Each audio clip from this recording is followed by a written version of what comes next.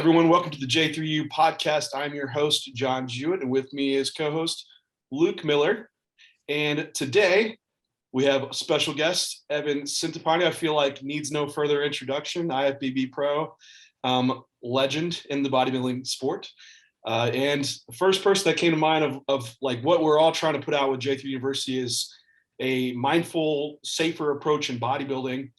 And Evan, you were like one of the first people that I ever came across when I was watching videos. I was starting bodybuild that was explaining the whys behind what they did and had a health rationale behind things as well, which was different from other information being put out. So you were honestly like probably one of the first bodybuilders that I came across that I really connected with because I needed to understand why we were doing things. But anyway, welcome, Evan. Great to have you on, man. Dude, it's great to be here. That's a massive compliment, and I sincerely appreciate that. We were talking yesterday about watching those original videos of you having like all the food spread out on the kitchen counter and like walking through it and stuff, like with the food preparation and everything. And yeah, I mean, when I started like really bodybuilding, like doing it consistently and really getting my act together with nutrition and stuff, this is going back maybe like 2003 or 4, and did my first competition at age 23 in 2005. I mean, it became apparent to me pretty early on, like eating can be very challenging. Having your food together, if you're going to stick to a diet, you need to have what you need available to you when you need it. So it requires a bit of planning. So you need to have some kind of system. So for me, it was all about kind of just developing that system. And over the years, it's kind of evolved and I've perfected it. We actually just did a video in conjunction with Animal. Bodybuilding.com was involved with it, but I think I prepped like a week's worth of food in like 90 minutes. What was it? The 12 foods for cutting or 12 foods? No, it was a different one. Okay. No, it hasn't come out yet, but it's like, I show you basically how to assemble an entire week's worth of nutrition in 90 minutes. So, I mean, I work with clients. I know you work with clients. And one of the things you get often, depending on the level that the person is at, well, I ran out of meals. I didn't have time to prep, stuff like that. But it's like, dude, you got to get a system in place. I'm going to show you how to do it so that there's no excuses. Because I'm tired of that excuse. No, that's a great idea. Because I mean, back then, I was working, going to school. Like you have like the optimal on paper, like do this, but it's not often you get the like how to do it either, and you're just left to kind of figure it out. And so I think that's when your videos were so valuable back then because you actually showed the meal prep process, and that's a huge benefit. I remember you were doing sliced sweet potatoes and baking them, and dude, that's what I did like back then. And I despise sweet potato now though, but I was eating cold turkey in college. So thanks, Evan. No. Yeah, dude. I mean, if there's one thing we do as bodybuilders, like we ruin food, meaning like we eat so much of it for so long, so consistently that you just wear it out beyond all comprehension. You're just like, I never want to see this food again. Do you have a food like that sticks out? It's like, I can just never eat that again. Canned tuna. I mean, that still haunts me from my early days of bodybuilding. I played it out so bad. But even like fish, I'll have this relationship with like, say cod, where I go through months and months of eating it. And then I'm like, okay, I'm done with it. I don't want to look at it. Nothing. But then it's fucked up because like a couple months will go by and like, I want some fish. I could really go for some cod. Yeah. It's funny you mentioned that because one of my first preps with Matt Jansen, you give me the plan and like, dude, if that says that food, that's what I'm going to eat. And he had tilapia on there, and I would prep it because I was working in school. I'd prep a big dish of it like I would my chicken. And I would be like scooping out the tilapia with that gel, when the gel, I could just puke just thinking about it. So tilapia is one like I just never would pick. And like the next prep was like, dude, I won't fish at all. Like none. Like I don't care. He's like, oh yeah, man, you should have said something. I'm like, oh shit. That's the funny thing. Like I'm like you. If I was going through a prep and I'm working with someone and they're like, eat this, that's what we're eating. But then come to find out, like down the road, like, yeah, man, I was eating this and I felt like I was gonna gag. I'm like, why didn't you say something? Like right. You hated tilapia, like you could have had cod instead. I'm like, really? Yeah, I make then, sure I let you don't want to be now. that client. Like I work with people and it's like every other day, it's like they're trying to find a substitute for some food in the diet. And you're like, no, just eat the fucking diet. Like, just stop. Luke, do you have a food like that sticks out? Cod. I can't do Cod. it. Oh, okay. I had a prep where it was like cold cod for like 4 out of the 6 meals of the day. Yeah, man, it's one of those things you got to eat it, like, I think right away. No. Dude, tilapia, I'm with you, John. I forgot about that. This is going back from my first show. It's either first or second show. You know, at the time I was still working full time, and like I'd run out to my car and it was cold tilapia, cold spinach, and that fucking gel at the bottom. Yeah, it's sick. I don't ever want to see that shit again. It's such a low grade quality fish too. You know, Garbage fish anyways. Well, that's already getting into what we want to talk about today. But Renee, she's like, you have to ask Evan this. Make sure you do. It's the most important thing that you cover in the whole podcast. All right, what is it? He's like, he's in New Haven, Connecticut. They're supposed to have some of the best pizza. Ask Evan, what is the best pizza place in New Haven, and is it actually that good? New Haven pizza is that good. Number one. I mean, I lived in Italy for 4 months, and the pizza there is outstanding. New Haven pizza is unique. I mean, just to give some general characteristics, it's a thin crust pizza. No. No, it's great. But a lot of it's I don't know how to describe it, but it's good when it's kind of burnt a little bit. The crust is a little burnt. It's like kind of charred. Is it like wood fired like that? It could be well, Pepe's, right? Everybody knows Yeah, Pepe's, right? They actually have this massive oven. It's dude, you should see, like, they have these paddles that they use, and they're like 8 feet, like the handles are like 8 feet long because that's how deep and how big the ovens are. But I think technically it's a brick oven. Okay. But it's coal fired. Okay. It's really, really good. It is truly some of the best pizza in the world. At least from what I've experienced outside of Italy, it's the best pizza I've ever had. So of the main players, right, Pepe's is kind of considered the original. Sally's is right next door. Sally's is also very good. Had some not so great experience maybe with the service there. So maybe some attitude problems. They seem a little strong there. Just kind of an attitude like take it or leave it, go fuck yourself. Not really based so much around service. Modern is great pizza. Modern, if it's cooked right, you know, if it's cooked well done, Modern is probably my favorite. Right on. I'll pass it on to Renee because for those shows I picked the New York Pro and Chicago Pro so I could try both of those pizzas. Dude, so, you should really just come and have some of all of it.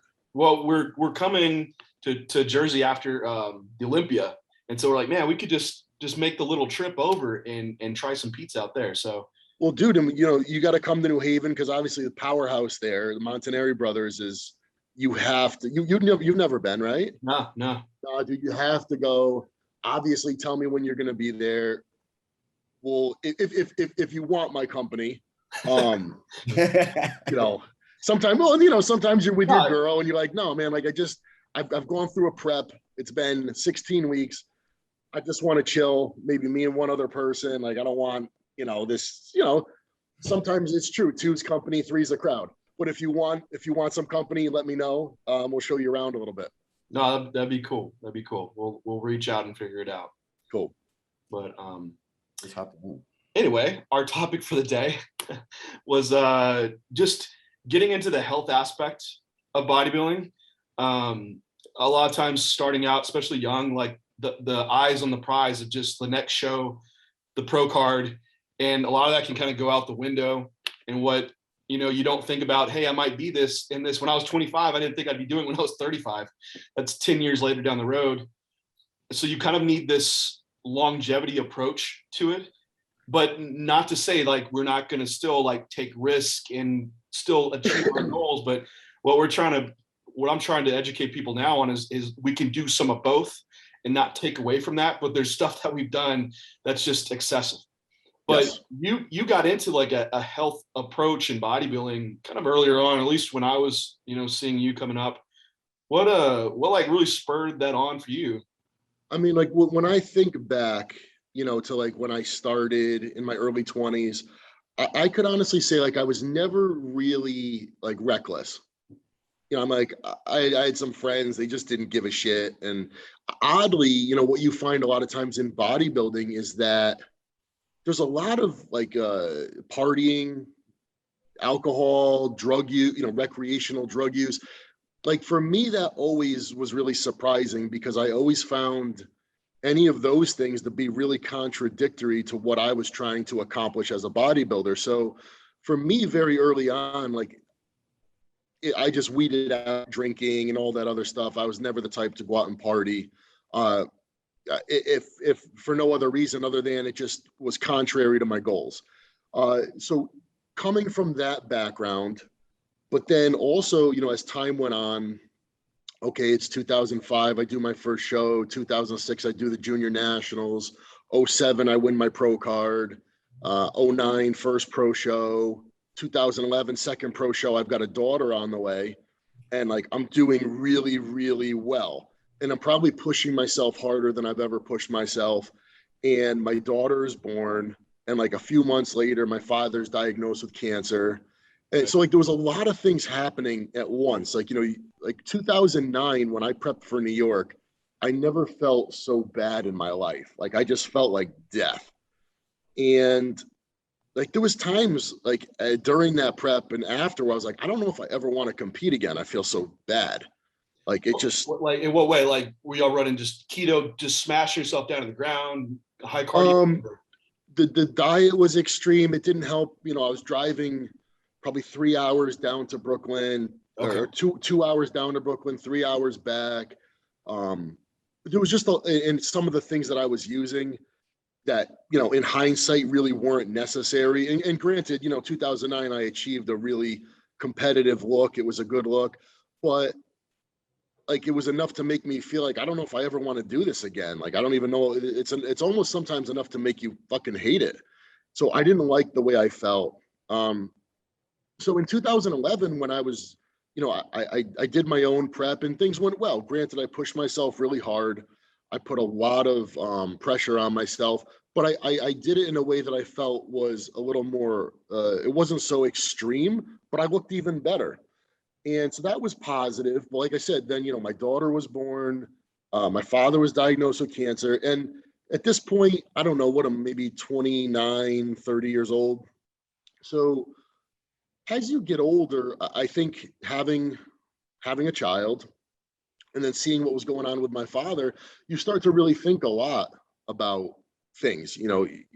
Here's my dad, somebody who, to me is like invincible and tough dude, still is tough as nails.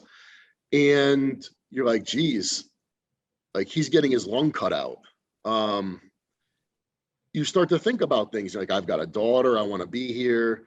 And you start thinking, well, my dad never did, he's not the type of guy, he never smoked, he never drank, he never did any stuff like that.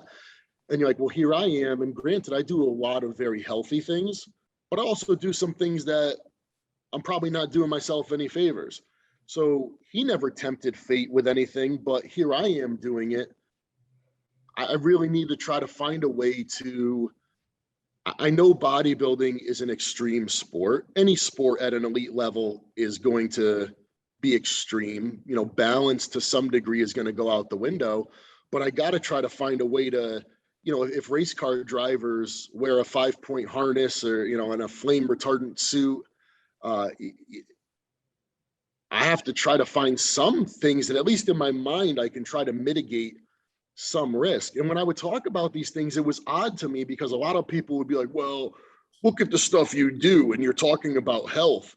And it's like, well, yeah, I'm talking about health because of those things that I do. So if I was a race car driver, just because I'm going to drive my car 200 miles an hour and do crazy, risky shit, doesn't mean that I'm a hypocrite or I'm an idiot for wearing a seatbelt or a helmet or a flame retardant suit. It's all the more reason to do that.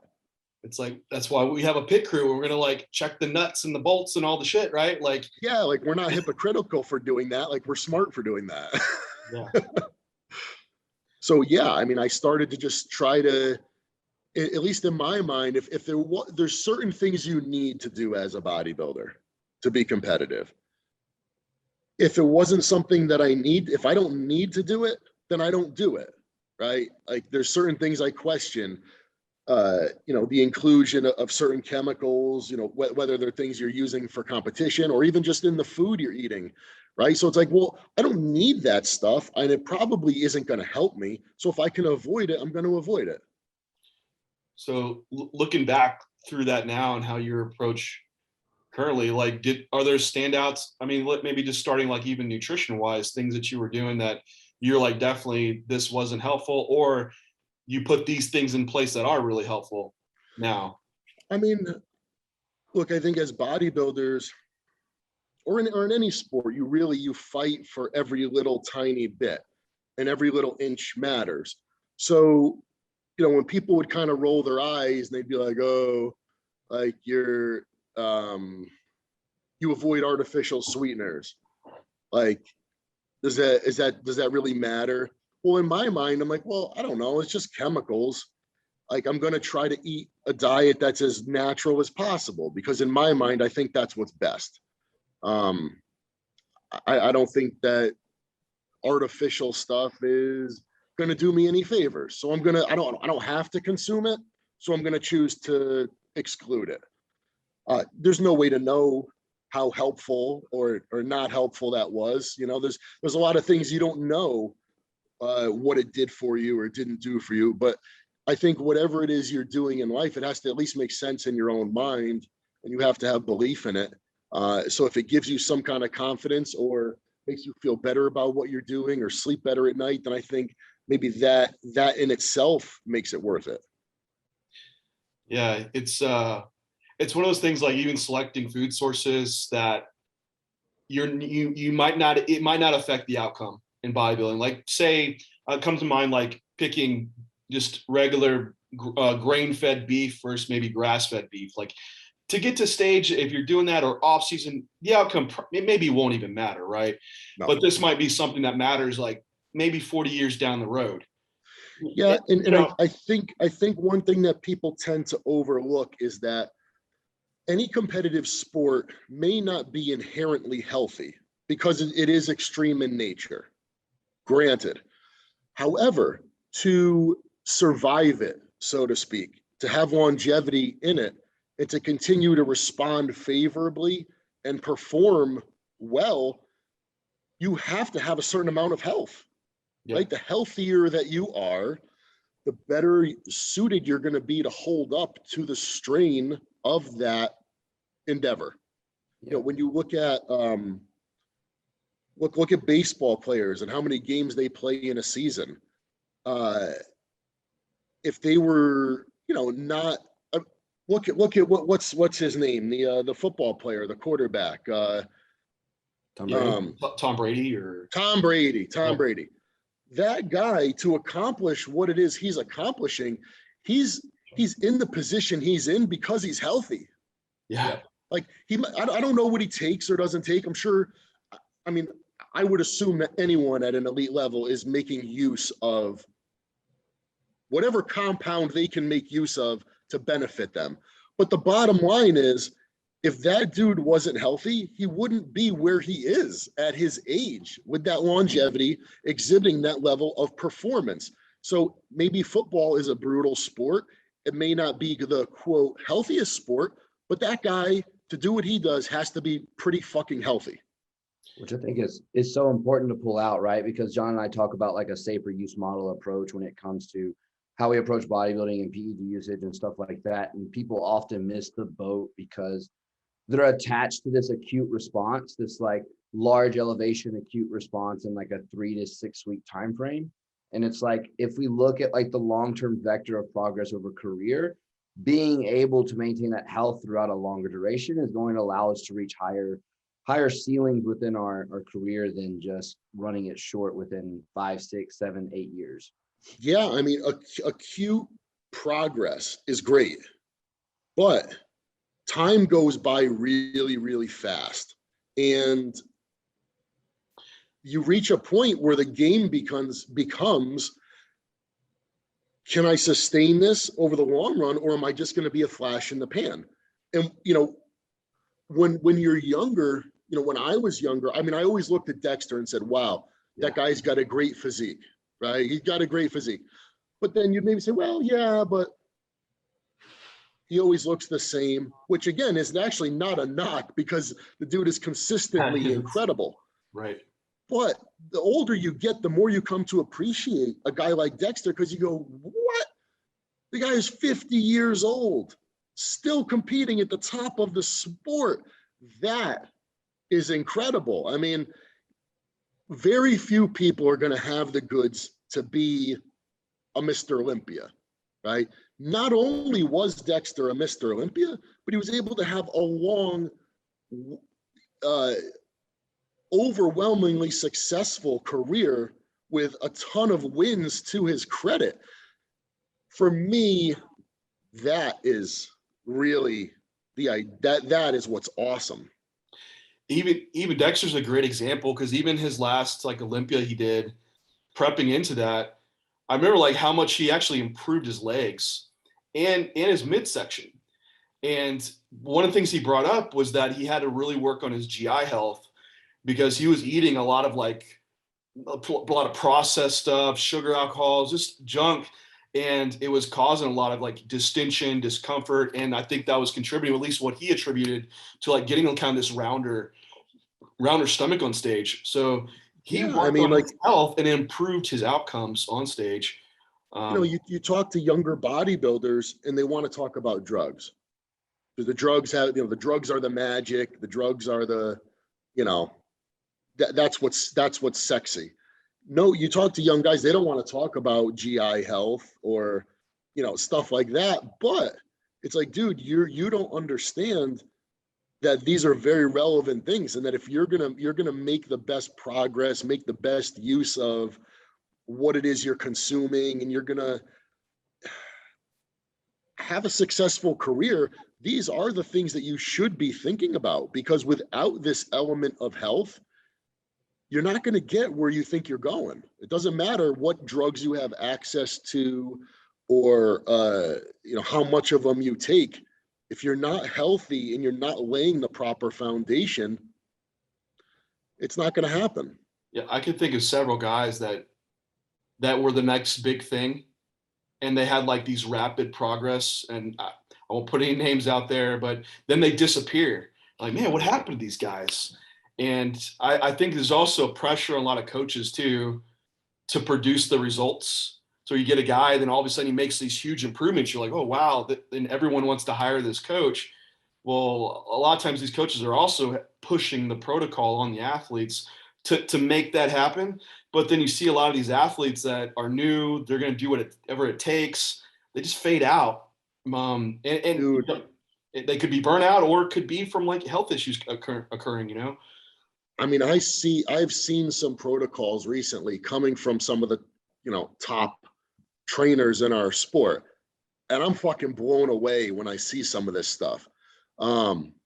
It's so far above and beyond anything that I would even consider doing myself, let alone recommending to someone else. Like, it's, and I'm not a dramatic person. I'm not the type to be like, that's dangerous. Yeah. But this shit is, honestly, it's dangerous. It's dangerous. It's totally reckless and like totally just off the chart, wacky, just totally nuts. I mean, I wasn't going to go too far into that. I was going to be more like food, but we're talking about it. So do you have some like mainstay things within that you're like, would, you know, definitely don't go there, with clients or yourself, or just even the health approach behind mitigating those effects? Anything that stands out? One of the things that just blows my mind is just abuse isn't even an adequate word. Not obviously on the injectable side, but the use of oral steroids. I mean, this is just a blatant fucking no-no. I mean, talking at 10, 12 plus weeks out from a show, using an insane amount of oral steroids that, dude, there's no way around it. It is fucking your liver. Yeah. There's no way around it, dude. And I don't care how good of a look it produces. Once your liver is totally fucked over, good luck trying to get your body to respond the way you want it to respond. You're not going to be able to eat. You're not going to be able to process food, and you're not going to be able to burn fat. And this is what I'm saying. When you're not healthy, your body doesn't do what you want it to do. And just some of the stuff I see with oral steroids, it's like, that is undoubtedly going to be a problem. Yeah, I agree. And that's like within bodybuilding, the main organ systems that I really think are the most for longevity, of course, heart, kidneys, brain, and then liver. The acute one is liver. But liver affects all the other ones. It's your main site of cholesterol, lipid metabolism, protein metabolism. But these orals acutely vastly skew your lipid profile because of what they're doing to the liver. And the acute issues is pretty dramatic, as far as even this year for my prep, I've used one at a time and seen my labs and seen the impact to see, like, do I need this or not? And I've done the preps where I have like 4 different orals in place. And I've looked better and harder this year than I ever have. Yeah, and you have to wonder, is it because I'm placing less stress on my system? I'm not overwhelming my system. So, I mean, I asked, like, you need to know, what are you getting out of each oral to implement each one? And you're just doubling down. Like, at that point, you don't even know. And so I think that's a great takeaway, especially in the off season. Like, there's absolutely no reason for oral use in an off season. Like, in an off season, that's a short, acute thing to get something out of. But in an off season, a long period of time, like, you want to be able to stretch that out, and you're not going to be able to pull anything out that you couldn't with like an injectable, and have less skewing of your health profile as well. Another one that comes to mind that stands out is estrogen modulation with aromatase inhibitors and SERMs. I see guys that are on like 2 different aromatase inhibitors and like a SERM, and estrogen's just smashed down the whole prep. Yeah, I think girls on both, right? And it's like you're getting HPA adaptation throughout a prep with females that's probably crashing their estradiol and progesterone anyways, yet we're trying to suppress estradiol with both AI and SERM usage. It's like, come on now, like, we're just making a bad problem worse. Yeah, and even off season, like, I don't see a need for them. I think you can adjust your stack to where you don't need it. And even like, these are breast cancer drugs, which, you know, I was pulling up some research on long-term use in these females who they're designed for, and they say it's cardiotoxic. It leads to atherosclerosis, because estrogen is protective for the heart. So in bodybuilding, if we're constantly using these compounds, like, they're cardiotoxic, you know, they're going to be issues. So if we can use less and design our stack in an appropriate way, you won't need to be utilizing those items. I've personally never used any kind of anti-estrogen in the off season. If someone is, because it's something that's really problematic for them, I mean, I'm talking like maybe, you know, half of an Arimidex, like twice a week or something. Like, it shouldn't be anything above that. Like, 1 milligram every day. You know, like, no, dude, like, no fucking way. Not only is it cardiotoxic, but you're fucking your gains, dude. You're not going to grow the way you need to grow if you're holding back estrogen. I mean, estrogen, okay, you're going to get a little bloated and watery and things like that, but dude, you need estrogen to grow. You do. Absolutely. It improves your insulin sensitivity and GH to IGF-1 conversions needed. Like they in cattle, they give cattle like trenbolone, right? Well, they don't have the they same. include estradiol with it. Yeah. Exactly. Why do they do that? Because trenbolone alone doesn't increase IGF-1 levels. It's not that great of a growth compound, so they add estrogen to it to do so, and because of that GH-IGF-1. So it's an aspect you want estrogen in the off season to grow optimally for sure. When you look at the biggest, strongest dudes on the planet, they're not the most ripped guys, and they're certainly not holding back their estrogen. Like they probably got a good bit of it. I mean, even look at a guy like Ronnie. You know, Ronnie had some pretty bad gyno at one point before he got it taken care of. Like a lot of the guys that have really good growth potential, like natural growth potential, just big fucking dudes, usually they have a tendency toward being a little bit estrogenic. At least that's what I've noticed. You know, the guys that take stuff and none of it converts, they never get any whatever. Usually those are the guys that are a little bit harder gainers. Yeah, it's funny you mentioned that. I was listening to someone else speak about that, and it might be more of that kind of meso, almost Indo kind of body type, like they aromatize a little bit more, but I think they would get more out of less too. And I'm sure like these freaks out there, like they take a little bit and it's a huge response, but they probably aromatize a lot. I don't know exactly. They aromatize a little bit more than, you know, the hard gainer type.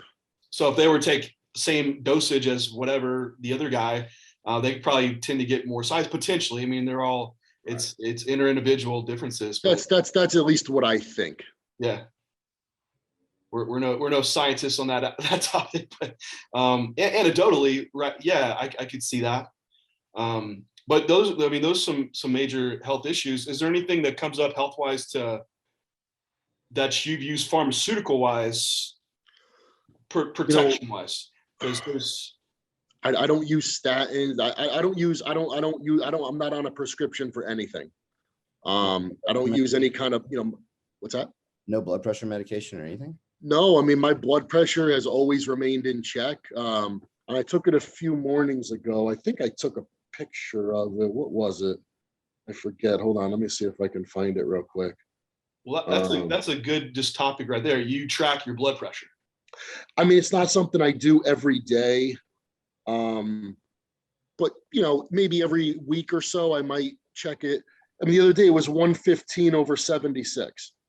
Yeah, that's solid. And I'm like 280 at the moment. Yeah. I've never had a problem.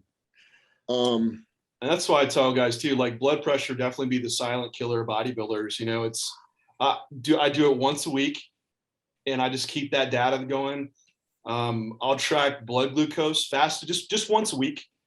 More not really in prep because you're going to get insulin sensitive anyway, but off season when I'm like pushing food, and usually I can see glucose starting to rise as I'm starting to, hunger's starting to drop off and you're starting to see like progress stall. It's like a lot of guys just push the pedal down, push more food in. And I think that's the time when you need to pull back a little bit and then keep going. Right. Right. So, I mean, those are some like minor things at home that I can track myself before I'm actually pulling full labs to look through everything. I mean, like when we really look at things, right?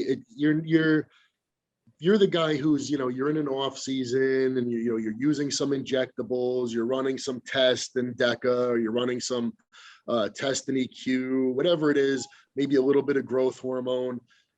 It's not like anything you're using has any actual toxicity, right?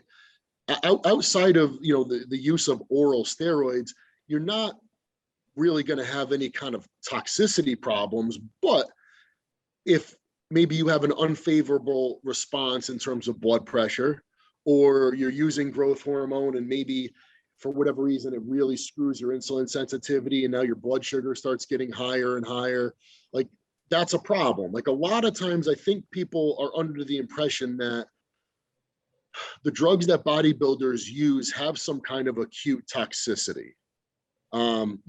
You could inject an entire bottle of testosterone and it's not gonna acutely send you to the hospital like a bottle of aspirin or something.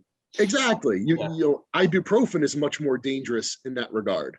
But over time, as you're using it and you get bigger and bigger, a lot of the side effects, at least in my opinion, like I said, assuming you're not using a lot of oral steroids, a lot of the problems you're going to have are going to be a side effect of being big. Not necessarily directly of the drugs. You know, when you're chronically, you're walking around X number of pounds above where your body is comfortable being, sleep apnea, insulin resistance, blood pressure. Now you start having some problems, but that's really just because your body doesn't want to be that size. It's uncomfortable for your body. Yeah, I think it's at that point, it's kind of multivariable, right? You have high amounts of foods, high body weight.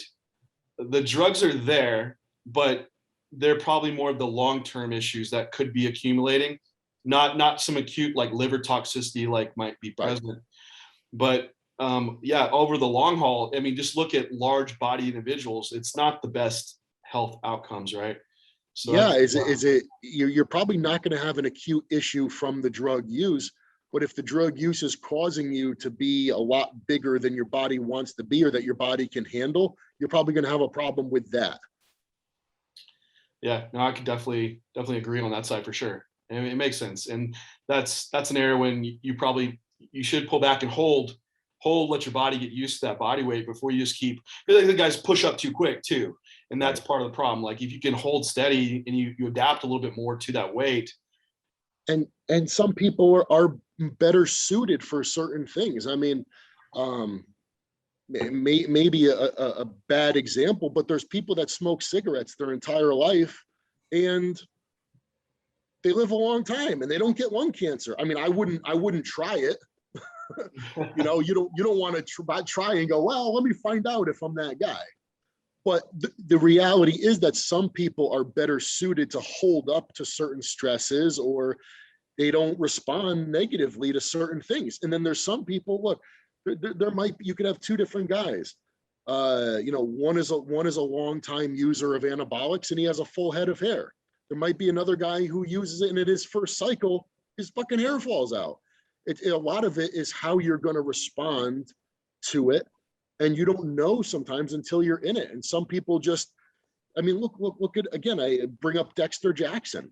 I mean, in a way, he survived bodybuilding, right? Like, there was no way around the fact that there's certain things he had to do to be that competitive.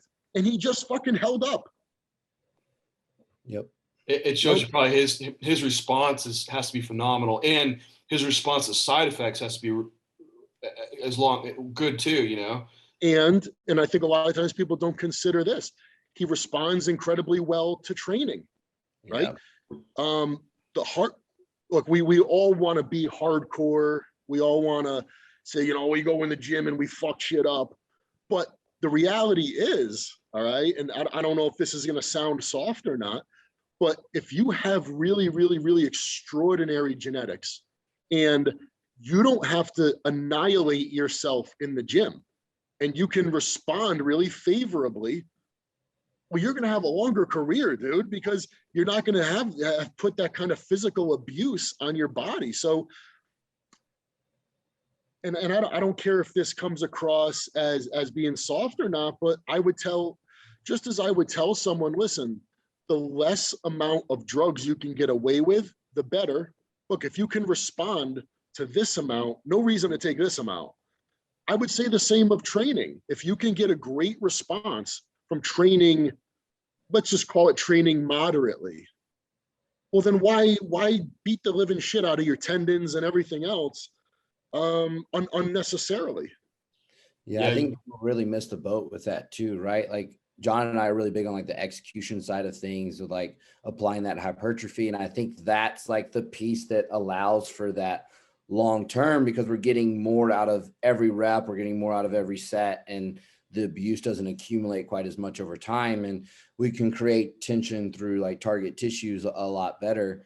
And I think that alongside some of the things that you're probably using, which I would love to hear on like the supplemental side and nutritional side, like maybe OTC therapies and things like that, to manage this chronic elevation in stimulus that we're actually giving ourselves, whether it be training or nutrition or even like the compounds we're using, is going to be a net stimulus on our system to manage that, because I think that that's where we see the long-term progress for individuals over time.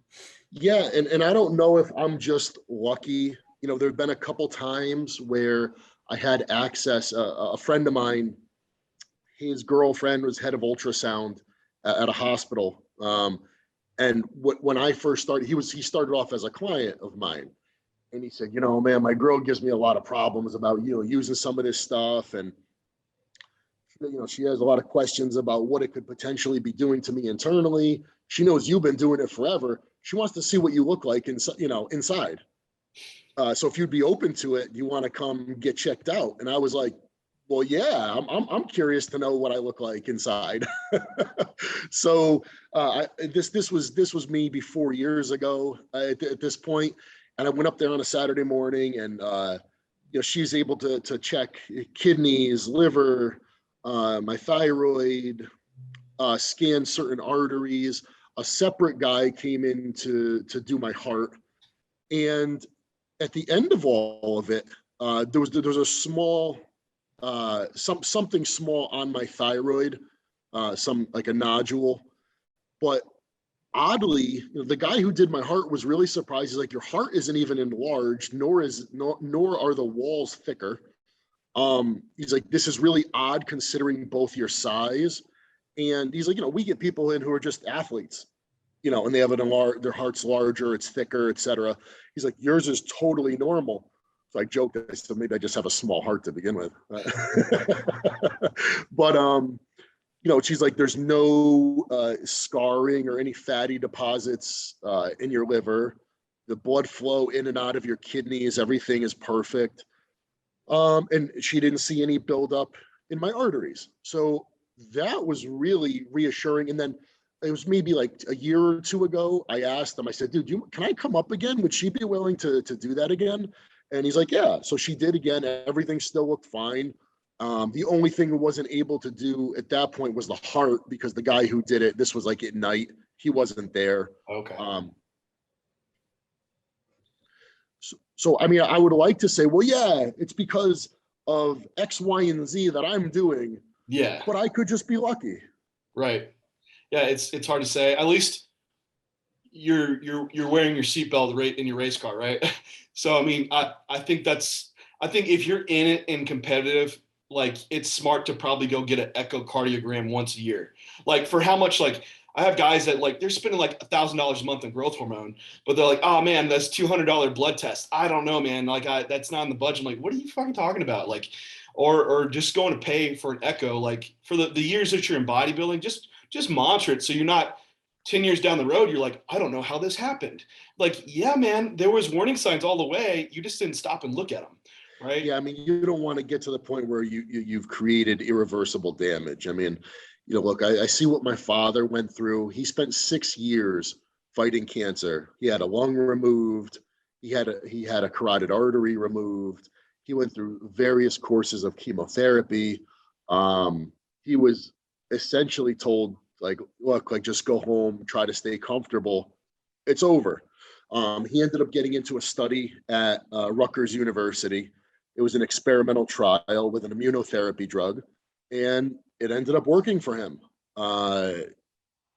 So that was great. But, like, you know, man, life can be really, really fragile.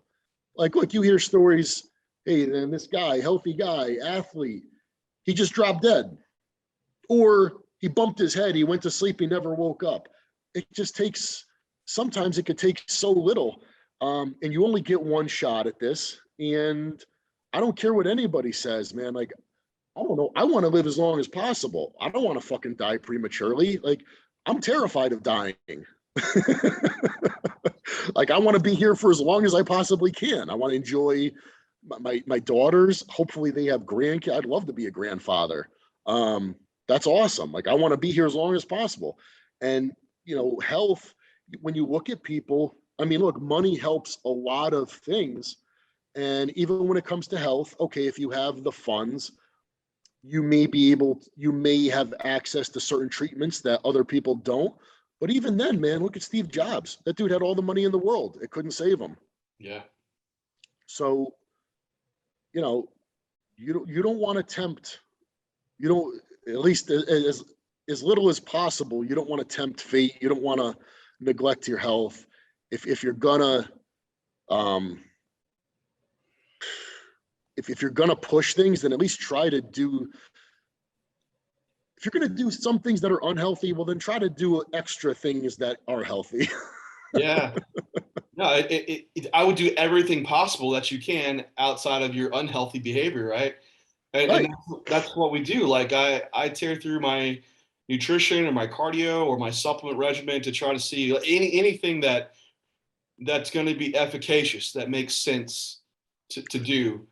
Right. And there's lots of things that when I was younger, I wasn't doing. And like you said, you don't know. It's genetic is going to be just like if you're going to be a pro bodybuilder, it's heavily genetically determined. But so, I mean, I just have to rule that out because I can't change it anyway. Right. But at least like what I can do, like around like nutrition or supplement regimens, like things younger, like, man, I have to say, like, fruit and vegetable intake, even with my clients, like, it is so low then and it's such a basic thing, like, because I know people want some like some superfood, like tell me the food, the one, right? But if you look at like cultures and the epidemiological studies and just people that live a long time, the common trend, and even in these healthy diets, the Mediterranean diet, et cetera, they just have high fruit and vegetable intakes. It's like, I know that sounds really basic, but how often do we see a bodybuilding diet that's like devoid of it, right? Well, I think a lot of bodybuilders would take that info and they'd be like, okay, let me pile a bunch of fruits and veggies on top of my diet. And that might not be the answer either. I think a lot of, what you said, fruits and vegetables, undoubtedly, but you might too see a smaller caloric intake be a common trend. Very well. I mean, when I'm dieting for a competition, I might not be eating this incredible variety of superfoods or anything like that, but I'm in a calorie deficit. And in being in a calorie deficit, I can feel my inflammation is lower just by being in a calorie deficit. And that, I don't know. I mean, a lot of guys talk about when they're prepping, they don't feel well. And I've had a couple of those preps. But by and large, if I'm prepping and I'm doing it what I would consider the right way, I feel amazing. I don't have any aches or pains. I sleep like a baby at night. My digestion is spot on. I go for 4 months and not have a single fart. You take those nice big shits where you don't even, there's nothing even there to wipe. So I'm like, man, like things are on. Like I feel healthy. Yeah, and it's funny you mentioned that. Like I had this when I was doing my master's in nutrition. We had this cancer researcher come and we kind of nailed him down. Like, hey, what's like one thing to do? Like, what is the thing? He's like, the thing that we have the most like nailed down variable is just to keep a low body weight. That was all he really said. Like, it wasn't like eat this food, or it wasn't even about calories. Just like in general, a lower body weight has less disease occurrence. Well, you know what I think is really interesting, and this is my feeling based on what I've experienced. I think a bodybuilding prep, now I don't mean one that's just bombarded with every drug under the sun. What I mean is the process of dieting, okay? When you're prepping for a show, if you consider some of the things you do, your meals are totally regimented, so your intake is very constant. You're in a consistent calorie deficit. You're eating pretty much all natural, no processed foods. At least me, this is me talking. Yeah. I'm eating nothing processed. Usually it's very low in carb. And when I look to the times where I used to do keto, even more so, I felt like $1 million. Water intake is high, getting plenty of sleep each night. These are all really helpful things. And I think that getting down to a very low body fat percentage periodically, if it was once a year, I think you're kind of cleaning house, so to speak. You know, you're getting, if you look at cars, right? If you have an old car, one of the things they tell you is don't ever run out of gas. Like, don't ever let the fuel go so low that you start pulling from the bottom of the tank, because over time, sediment, you know, whether it's dirt, rust, things like that, build up in the gas tank. And that shit sits at the bottom of the tank. And if gas ever gets low enough, that's what you start sucking up. However, say you had a new automobile. This is just me conceptually speaking. And you routinely ran it low on gas. Stuff at the bottom of the tank would never build up, right?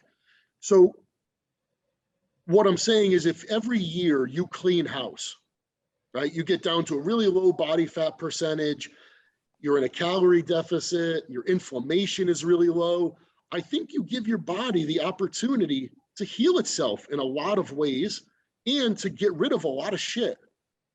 But a lot of people, you know, they're chronically overweight, inflammation just gets higher and higher, and stuff builds up, I think, over time. So would you say, look at what happens when you diet too. Your propensity for any kind of, like, in Chinese medicine, they would call it dampness, right? There's dampness, there's dryness. And literally when you prep for a show, you get really dry, literally. But what that means too, like, there's not like a lot of fat tissue. You're not holding a lot of extra fluid.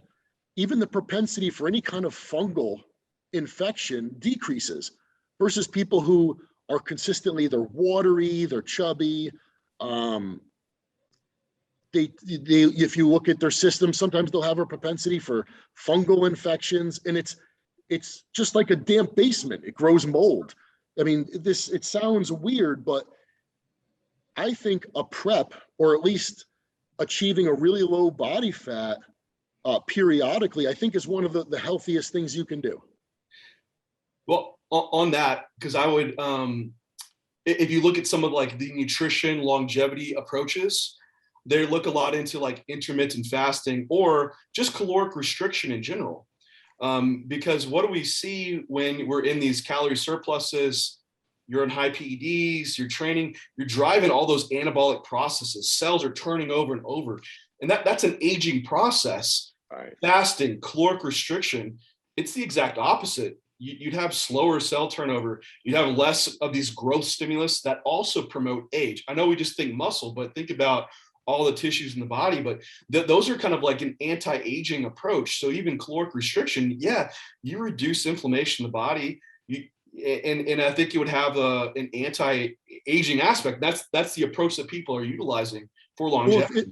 Well, in what you said too, I mean, we cannot escape evolution, right? Everyone, like every species on the planet has certain things that is meant for them, right? Certain species are supposed to eat certain foods. You know, you don't go feeding certain things to certain animals. You don't go putting gasoline in a diesel truck, right? It's not what's meant for it. And from an evolutionary perspective, we've evolved over thousands and thousands of years to eat certain foods and to even go through certain patterns, right? Like, food wasn't always plentiful like it is now. So maybe there would be periods of feasting, you know, okay, maybe you slaughter an animal and there's a lot of food for a couple of days. And then you're back to, you know, you're on the move, you're looking for food. You might run that tank back low again. So there's a lot of this. I don't think, you know, even just the very concept of eating 5-6 meals a day, this I don't think is really part of our evolution. You know, even when you look at gut health and they say, well, geez, fermented foods and probiotics, it's a very healthy thing. Yeah, because that's part of our evolution. Because, you know, we didn't always have a Frigidaire refrigerator to put things in, so we had to find ways to preserve food. So that bacteria and that fermented, you know, all that stuff, that's a part of our evolution. We've evolved, that's part of us. And when you look at what's happened just over the last 100+ years, all the changes just in the food supply, it runs totally contrary to our evolution. And I think it's no coincidence that you're seeing a lot of the problems that you're seeing. The bottom line is we just do shit we're not meant to do. Well, it's like the 80s when you had the big spike in fast food. It's like, man, food accessibility is like an instant, and eating a lot of processed foods, but also just all day long in calorie excess is driving a lot of disease states that you see. With what you said, Evan, like a diet, at some point, even because you have guys that go into these extended off seasons, right? They want to grow all year. And like you said, nothing's ever linear. Right. There needs to be some time to probably come down to even a maintenance level, if not even diet some. Right. Do you do anything like that? Like for these like extended off seasons? I know you like just diet for a little bit and then bring it back up to off season. Do you do anything more acute? Like do you do fasting days or anything like that? I mean, there's sometimes where I'll just decide, you know what, I'm going to diet. I'm going to get myself in shape, and it'll be a good change. And then when I go back to eating, I'll respond to it again. I mean, we've all experienced the post-show rebound, and there's nothing better. Is there a trigger for that? Like when you're like, man, I need a diet. It's just like when your food's pushing and it seems like nothing's moving anymore, or is it? When you're not hungry anymore, your sleep starts getting shitty. Maybe you even feel your blood pressure a little bit. You're like, dude, I just got to clean house. I just got to clean myself up. I've got to reset things, and I've got to not start over, but I've got to resharpen everything and set myself back up to respond again. Even recently, I've started doing every other day. Like one day it'll be predominantly protein and carbohydrates, and then the next day I have no carbohydrates. And what I'm finding is that, even though on those days where there's no carbohydrates, there's quite a bit of fat. I feel like generally speaking, my appetite is increasing tremendously, and I'm responding more favorably to the carbohydrates that I'm consuming. And I almost feel like my metabolism is increasing. But I also feel like because there's, maybe half the week I'm not eating any carbs, I actually feel like my inflammation is a lot lower. And like I feel better, like less pain, aches and pains in my body. Do you feel a more of a benefit to doing that versus just like an even keel? Like, say your training day, you have a lot of carbs and protein. The other day, a lot of fat. What if it was just middle of the road every day, like some carbs, some fats? Do you notice the difference between the two? Yes, and you know how we were just speaking about this bodybuilding. I think one thing, eating the same thing every day is a lot easier to conceptualize. It's easier to plan for. We like routine. I like routine. I like knowing, okay, I'm gonna eat today the same thing I ate yesterday.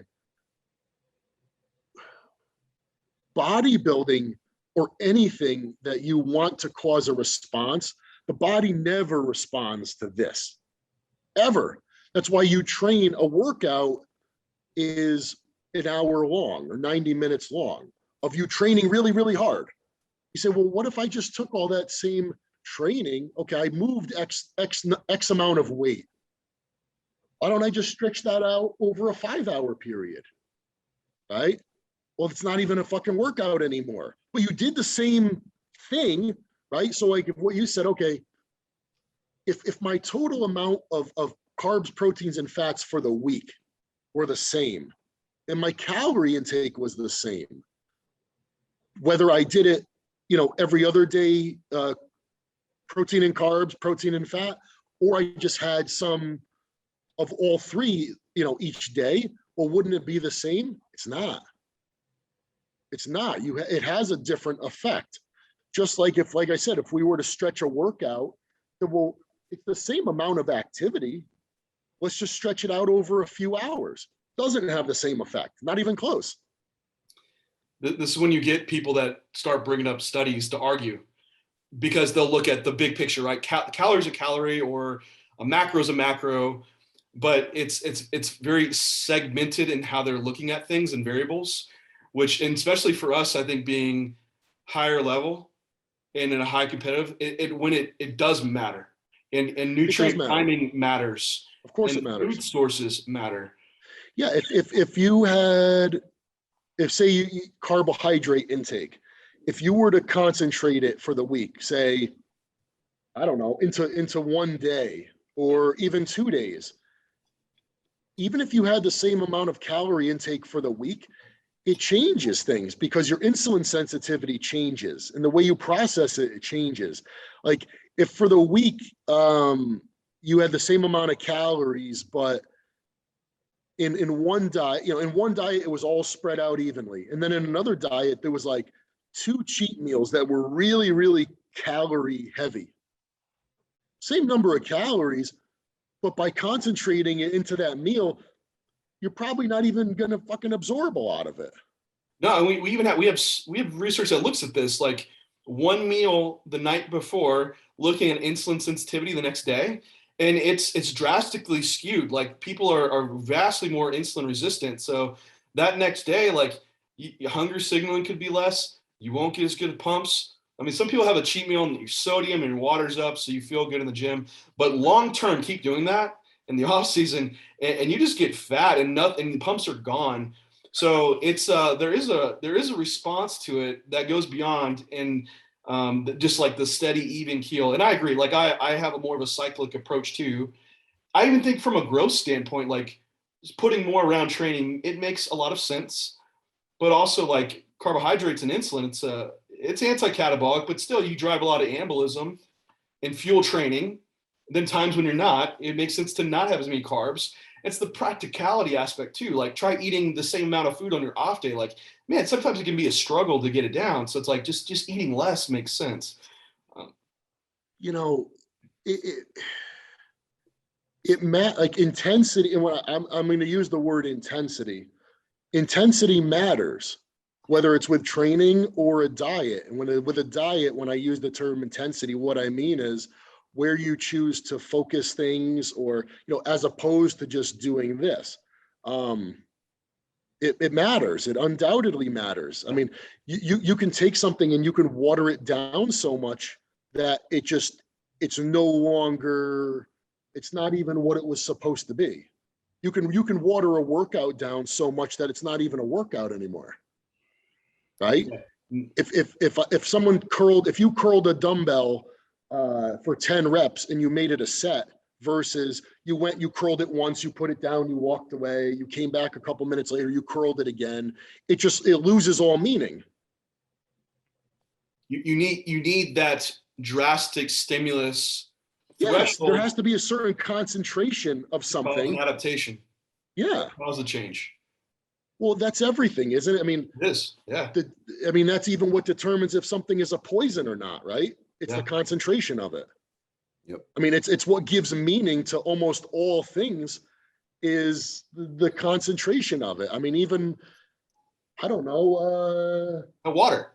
You drink too much water, it'll kill you. And that's a relatively healthy thing for us, right? I mean, right. I mean, sometimes things are no longer things if you water them down enough. Yep. No pun intended with the water. Well, Evan, we're like coming up right on an hour here, so we'll wrap it up. Do you still take on clients for coaching? Or are you like at a cap right now? Yeah, no, I do. There's a lot of times where someone will email me and say, are you taking clients? And I'll say, well, I am, but tell me a little bit about yourself first. And sometimes I'll say, well, I don't, based on what you're telling me, I don't know that we would be a good fit. And that has nothing to do with, people like, you only train bodybuilders. No, I mean, one of my best clients is a 63-year-old woman who is not a bodybuilder at all. She'll never step foot on stage. I just like working with people who, I mean, if somebody has this idea in their head,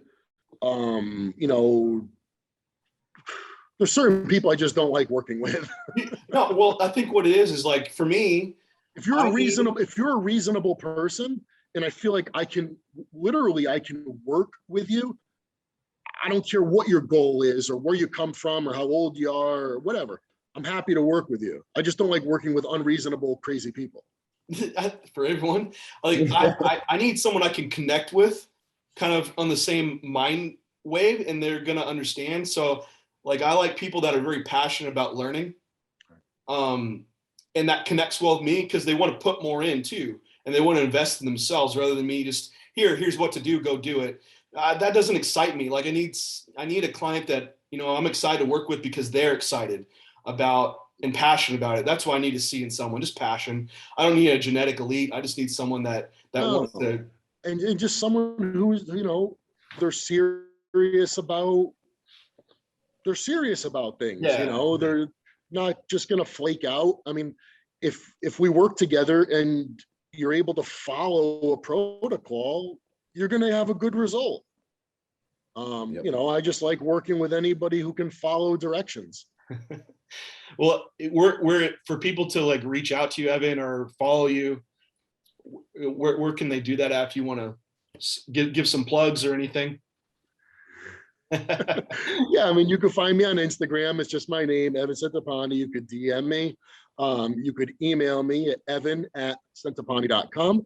Or you could go to centopani.com and there's some info on training in the shop section of my website. You can see all the training services that I offer.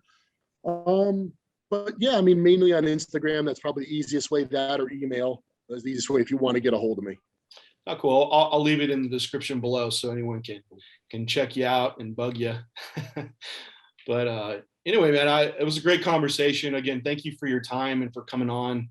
I've always wanted to just be able to chat with you. And since we started the podcast, you've always been in mind like a mindful bodybuilder, right? So again, thanks again for coming on. Thanks for having me. I really appreciate it. You know, we've known each other long enough now, and I've seen, you know, things you've been doing over the years. I mean, you're really one of the better minds in the sport because you seek to, you know, improve and educate yourself, and in the process, share that with others. And that's really admirable. And that's one of, you know, that's what makes you good for the sport. Keep doing what you're doing. I'd come back anytime. I really appreciate you having me. And thanks to everybody out there for watching. Thanks a lot, man. Appreciate the kind words. J3U podcast. We are out and we'll talk to you next time. See you guys.